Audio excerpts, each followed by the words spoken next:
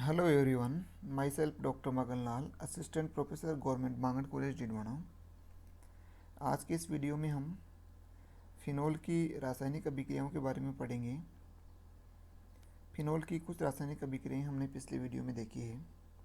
इस वीडियो में हम सबसे पहले देख रहे हैं क्लेजन पुनर्विन्यास। यहाँ पर जैसा कि इस कंपाउंड में हम देख रहे हैं कि ये फिनोल और ये एल्किल समूह है। इन दोनों की अभिक्रिया से जो बनने वाला ईथर है जिसको हम बोल रहे हैं एलाइल फेनिल ईथर। इस एलाइल फेनिल ईथर को जब हम गर्म करते हैं तो ऑर्थो एलाइल फिनोल का निर्माण होता है। यानी ये जो एलाइलिक समूह है वो इस ऑक्सीजन से हटके फिनोल की ऑर्थो स्थिति पे जुड़ जाता है। तो इस प्रकार के रीअरेंजमेंट को हमें क्लेजन रीअरेंजमेंट कहते हैं। रीअरेंजमेंट या पुनर्विन्यास अभिक्रियाओं में मॉलिक्यूल पे कोई नया समूह नहीं जुड़ता है या मॉलिक्यूल से कोई समूह हटता नहीं है। उसी मॉलिक्यूल में एक समूह है एक पोजीशन से हटकर दूसरी पोजीशन पे चला जाता है, जिसको हम पुनर्विन्यास या रीअरेंजमेंट अभिक्रिया कहते हैं। और एलाइल फेनिल ईथर को जब हम गर्म करते हैं तो जो एलाइलिक समूह है वो OH समूह की ऑर्थो स्थिति पर चला जाता है, जिसको हम क्लेजन रीअरेंजमेंट कहते हैं। ये एक प्रकार की पेरिसाइक्लिक अभिक्रियाएं होती हैं जिसमें इलेक्ट्रॉनों का एक साइक्लिक शिफ्ट होता है।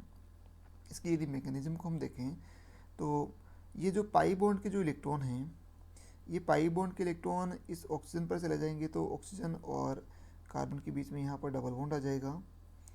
इस सिग्मा बॉन्ड वाले इलेक्ट्रॉन यहाँ पर और इस पाई बॉन्ड वाले इलेक्ट्रॉन इस ऑर्थो कार्बन और CH2 वाले कार्बन के बीच में सिग्मा बॉन्ड बनाने के काम में आ जाएंगे। और फिर अगली स्टेप में ये जो हाइड्रोजन परमाणु है वो यहाँ से हट जाएगा, OH ऑक्सीजन पे जुड़ जाएगा तो वापस OH समूह का निर्माण हो जाएगा और यहाँ पर वापस डबल बॉन्ड आके बेंजीन वलय का निर्माण हो जाएगा। क्लेजन रीअरेंजमेंट में हम ये देख रहे हैं कि यदि यहाँ पर ये 3 कार्बन वाला एलाइलिक समूह जुड़ा हुआ है और ये कार्बन यदि कोई हम रेडियो एक्टिव कार्बन ले लें, जैसे C14 कार्बन हम ले लें, तो प्रोडक्ट में हम क्या देखेंगे कि ये जो C14 कार्बन है वो कहाँ जुड़ेगा, इस कार्बन पे या ऑर्थो स्थिति पे जुड़ेगा।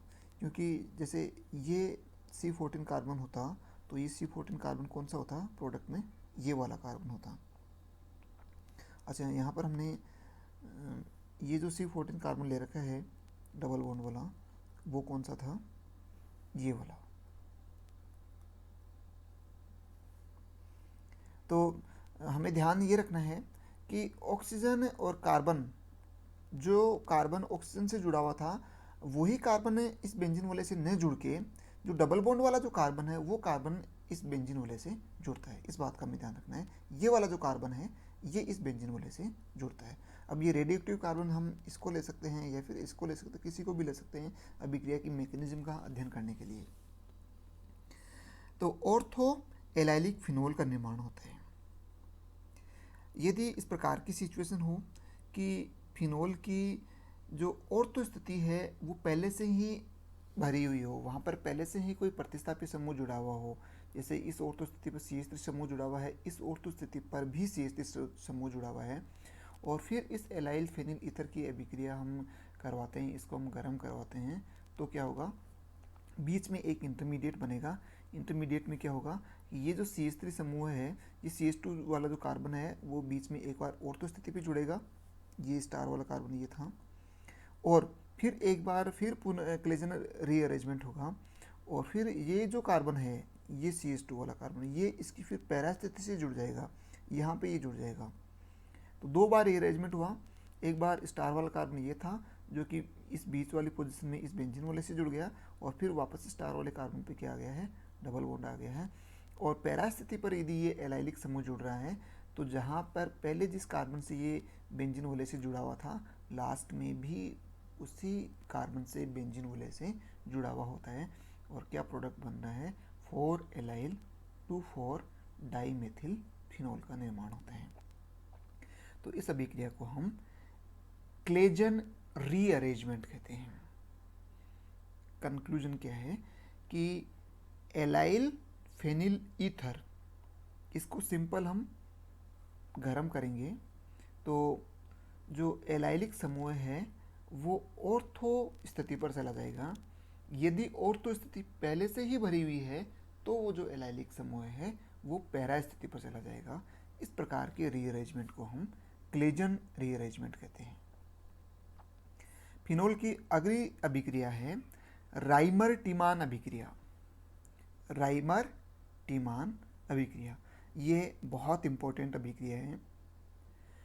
इस अभिक्रिया में हम फिनोल की क्लोरोफॉर्म और केओएच के साथ अभिक्रिया करवाते हैं तो फिनोल की ऑर्थो स्थिति पर फॉर्मिलीकरण हो जाता है। फॉर्मिलीकरण का मतलब फॉर्मिल समूह जुड़ जाता है। फॉर्मिल समूह का मतलब CHO समूह है, फिनोल की ऑर्थो स्थिति पर जुड़ जाता है। तो अभिक्रिया किस प्रकार से हम करवा रहे हैं कि हम फिनोल ले रहे हैं और उस फिनोल की अभिक्रिया करवा रहे हैं क्लोरोफॉर्म के साथ और पोटेशियम हाइड्रोक्साइड के साथ। क्लोरोफॉर्म आप जानते हो, क्लोरोफॉर्म का क्या फॉर्मूला होता है, CH, Cl3 और KOH। इन दोनों के साथ हम फिनोल की अभिक्रिया करवाएंगे तो फिनोल की इस ऑर्थो स्थिति पर क्या जुड़ जाएगा, CHO समूह जुड़ जाएगा। और वही बात है, यदि ऑर्थो स्थिति पहले से ही फिल है, कोई पहले से कोई समूह यहाँ पर उपस्थित है, तो फिर ये जो CHO समूह है वो कहाँ पर जुड़ेगा। जैसे यहाँ पर ऑर्थो स्थिति भी CH3 समूह जुड़ा हुआ है, एक ऑर्थो स्थिति खाली है लेकिन फिर भी यहाँ पर जो ये CHO समूह है वो ऑर्थो स्थिति पर न जुड़ के फिर कहाँ जुड़ेगा, इसे पैरा स्थिति पर जुड़ेगा। तो ये फिनोल के फॉर्मिलीकरण की अभिक्रिया हुई जिसमें हम फिनोल पर CHO समूह जोड़ते हैं। CHO समूह है फिनोल पर हमें जोड़ना है, एक कार्बन वाला एल्डिहाइड समूह हमें जोड़ना है। तो हम एक कार्बन वाला यौगिक ही हम काम में ले रहे हैं, क्लोरोफॉर्म, जिसमें एक कार्बन होता है, CH, Cl3 इसका फॉर्मूला होता है, और एक हम लेते हैं क्षार, पोटेशियम हाइड्रोक्साइड। ये जो अभिक्रिया होती है वो भी एरोमेटिक इलेक्ट्रॉन्स ने ही प्रतिस्थापन अभिक्रिया के द्वारा, क्रियाविधि के द्वारा संपन्न होती है। अब ये अभिक्रिया किस प्रकार से संपन्न होती है इसको हम ये देखते हैं कि क्लोरोफॉर्म में हमें पता है कि कार्बन से 3 क्लोरीन परमाणु जुड़े हुए हैं। इन 3 क्लोरीन परमाणु के जुड़े होने के कारण इस कार्बन परमाणु की इलेक्ट्रोनेगेटिविटी बढ़ जाती है, क्योंकि क्लोरीन परमाणु होता है वो हाइयर इलेक्ट्रोनेगेटिव एटम होता है। तो इस कार्बन परमाणु की इलेक्ट्रोनेगेटिविटी भी ये क्लोरीन परमाणु इन इलेक्ट्रॉनों को अपनी तरफ खींच लेते हैं, जिसके कारण कार्बन पर पॉजिटिव चार्ज आ जाता है आंशिक, और आंशिक पॉजिटिव चार्ज आने से कार्बन की इलेक्ट्रोनेगेटिविटी भी बढ़ जाती है। कार्बन की इलेक्ट्रोनेगेटिविटी बढ़ने से क्या होगा, इस कार्बन के ऊपर पॉजिटिव चार्ज है। अब आप समझ रहे होंगे आगे क्या होने वाला है कि इस कार्बन पर जब पॉजिटिव चार्ज है और इसके ऊपर हाइड्रोजन जुड़ा हुआ है, तो किसी भी एटम पर जब पॉजिटिव चार्ज है और उसके ऊपर हाइड्रोजन जुड़ा हुआ है तो यही होता है हमेशा कि ये जो सिग्मा बॉन्ड वाले इलेक्ट्रॉन है वो पॉजिटिवली चार्ज्ड एटम पर आ जाते हैं और हाइड्रोजन किसके रूप में बाहर निकल जाता है, H+ के रूप में। हाइड्रोजन H+ के रूप में बाहर निकल जाता है, यानी ये क्लोरोफॉर्म में कार्बन से जुड़ा हुआ हाइड्रोजन परमाणु है वो अम्लीय गुण दर्शाता है। और जब हम ले लेते हैं क्षार, पोटेशियम हाइड्रोक्साइड, तो क्षार की उपस्थिति में ये H+ और आसानी से निकल जाता है, यहाँ से H+ और यहाँ से OH- बाहर निकल जाएगा और क्या बनेगा, CCl3, ये तो माइनस बन गया, प्लस बन गया, इस वाला H+ और OH- मिलके क्या बना लेंगे, H2O और प्लस K+, ये बन गया CCl3-। ये CCl3- फिर आगे अभिक्रिया करेगा। देखो आगे अभिक्रिया किस प्रकार से करेगा कि इस कार्बन के ऊपर कितने क्लोरीन जुड़े हुए हैं, 3 क्लोरीन जुड़े हुए हैं, एक इसके ऊपर नेगेटिव चार्ज है। अब इसके कार्बन के ऊपर इलेक्ट्रॉन की डेंसिटी अधिक हो गई है, तो इलेक्ट्रॉन की डेंसिटी अधिक हो गई है तो कार्बन और क्लोरीन के बीच में बना हुआ जो सिग्मा बॉन्ड है, इस सिग्मा बॉन्ड के दोनों इलेक्ट्रॉन क्लोरीन अपनी तरफ ले लेगा, क्लोरीन इन दोनों इलेक्ट्रॉनों को लेकर बाहर निकल जाएगा। क्लोरीन दोनों इलेक्ट्रॉनों को लेकर बाहर निकलेगा तो अब कार्बन के ऊपर नेगेटिव चार्ज नहीं बचेगा, कार्बन के ऊपर केवल 2 क्लोरीन समूह जुड़े हुए रहेंगे। क्या बनेगा, CCl2 और क्या बन गया है, Cl-। वो Cl- और जो पहले K+ बना था ये दोनों आपस में मिलके क्या बना लेंगे, KCl।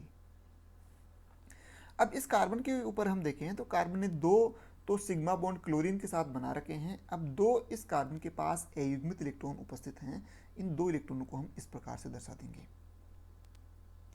जब भी कार्बन ने दो सिग्मा बॉन्ड बना रखे होते हैं कार्बन ने, और उसके पी कक्षकों में दो अयुग्मित इलेक्ट्रॉन उपस्थित रहते हैं, तो उस जो रिएक्टिव इंटरमीडिएट स्पीसीज है उसको हम कहते हैं कार्बीन। और इस कार्बीन में कार्बन परमाणु पर दो क्लोरीन जुड़े हुए हैं, तो इसका नाम क्या हो जाएगा, पूरा नाम हो जाएगा डाइक्लोरो कार्बीन। कार्बन जो फ्री रेडिकल होता है उसमें कार्बन 3 बॉन्ड बना के रखता है और एक अयुग्मित इलेक्ट्रॉन उपस्थित रहता है, और इसमें क्या है कि दो ही बॉन्ड बना रखे हैं और दो अयुग्मित इलेक्ट्रॉन उपस्थित हैं। तो इस प्रकार की जो रिएक्टिव इंटरमीडिएट स्पीसीज है उसको हम कहते हैं कार्बीन। और इस कार्बन के ऊपर दो क्लोरीन जुड़े हुए हैं, इसलिए इसका नाम है डाइक्लोरो कार्बीन। ये जो डाइक्लोरो कार्बीन है वो इलेक्ट्रॉन स्नेही की तरह कार्य करेगा राइमर टीमान अभिक्रिया में, और वो फिर बेंजीन वलय पर फिनोल की ऑर्थो या फिर पैरा स्थिति पर एज ए इलेक्ट्रॉन स्नेही प्रतिस्थापन अभिक्रिया देगा। ये डाइक्लोरोकार्बन रहा। फिनोल के लिए हमने पढ़ाई था कि फिनोल के ऑक्सीजन के ऊपर भी अम्लीय हाइड्रोजन परमाणु उपस्थित रहता है, और अम्लीय हाइड्रोजन परमाणु है वो क्षार के साथ अभिक्रिया करके क्या बना लेगा, H2O बना लेगा, और सोडियम फिनोक्साइड आयन का निर्माण हो जाएगा। तो यहाँ पर भी हम अभिक्रिया अम्लीय माध्यम में करवा रहे हैं, तो इस ऑक्सीजन का हाइड्रोजन है वो H+ के रूप में बाहर निकल जाएगा। इस ऑक्सीजन के ऊपर क्या आ जाएगा, नेगेटिव चार्ज आ जाएगा।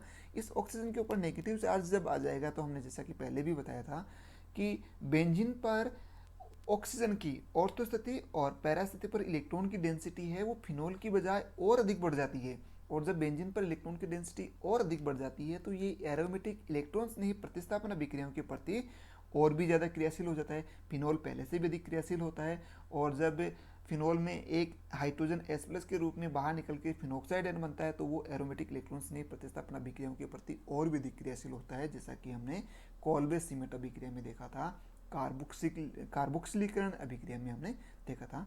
सेम यहाँ पर भी फिनोक्साइड आयन का निर्माण हो रहा है। डाइक्लोरोकार्बन है वो इलेक्ट्रॉन स्नेही की तरह कार्य करेगा, ऑर्थो स्थिति पर जुड़ गया, और ऑर्थो स्थिति पर जुड़ा हुआ जो हाइड्रोजन परमाणु था वो H+ के रूप में बाहर निकल गया, और वो H+ के रूप में बाहर निकल गया। वो H+ वापस भी इस नेगेटिवली चार्ज कार्बन परमाणु से जुड़ गया, तो क्या बन गया CH Cl2। अब एक ही कार्बन के ऊपर दो क्लोरीन परमाणु उपस्थित हैं। इन दोनों क्लोरीन परमाणु की हमें इस क्षार के साथ अभिक्रिया करवाएंगे, KOH के साथ अभिक्रिया करवाते हैं। तो जैसा कि हम ये जानते हैं कि कार्बन परमाणु पर जब हेलोजन परमाणु जुड़ा हुआ हो, एल्किल कार्बन के ऊपर हेलोजन परमाणु जुड़ा हुआ हो और उसके हम क्षार के साथ अभिक्रिया करवाते हैं, तो नाभिक स्नेही प्रतिस्थापन अभिक्रिया के द्वारा हेलोजन परमाणु बाहर निकल जाता है और उसके स्थान पे क्या जुड़ जाता है, OH जुड़ जाता है। तो दोनों क्लोरीन परमाणु नाभिक स्नेही प्रतिस्थापन अभिक्रियाओं के द्वारा बाहर निकल जाएंगे, और इस ऑक्सीजन के ऊपर क्या जुड़ जाएंगे, दो OH समूह जुड़ जाएंगे।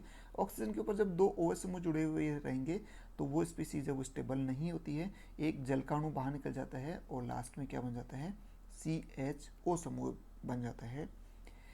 ओवरऑल क्या अभिक्रिया हुई है कि ये हमारे पास पहले फिनोल था, और इस फिनोल की ऑर्थो स्थिति पर हमने एक CHO समूह जोड़ दिया है, और इस CHO समूह को जोड़ने के लिए हमने फिनोल की अभिक्रिया करवाई थी क्लोरोफॉर्म और पोटेशियम हाइड्रोक्साइड के साथ।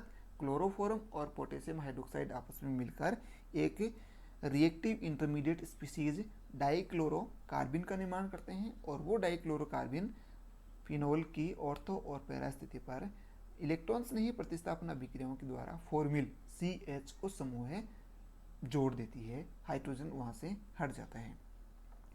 और इस यौगिक का नाम जो है वो है सैलिसिल्डिहाइड।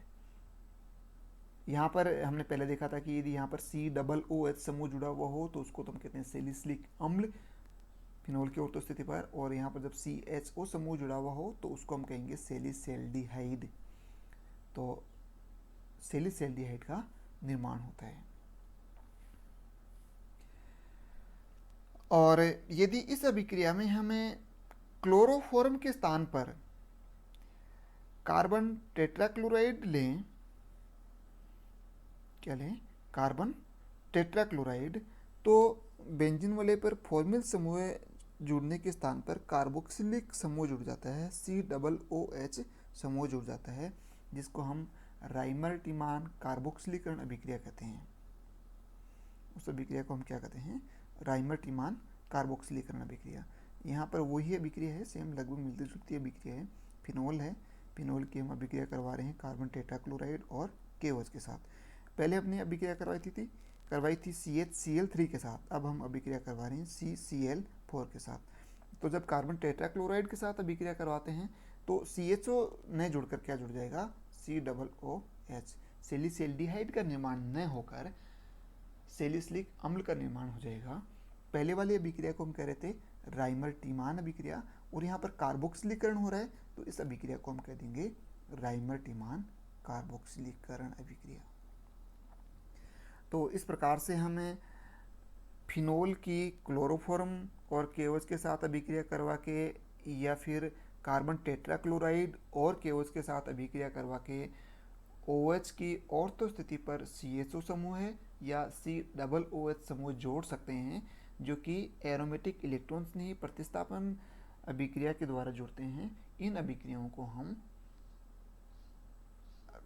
राइमर-टीमान अभिक्रिया या फिर राइमर-टीमान कार्बोक्सिलीकरण अभिक्रिया कहते हैं। इस वीडियो में हम इतना ही देखेंगे, बाकी जो बची हुई अभिक्रिया है वो हम नेक्स्ट वीडियो में देखेंगे।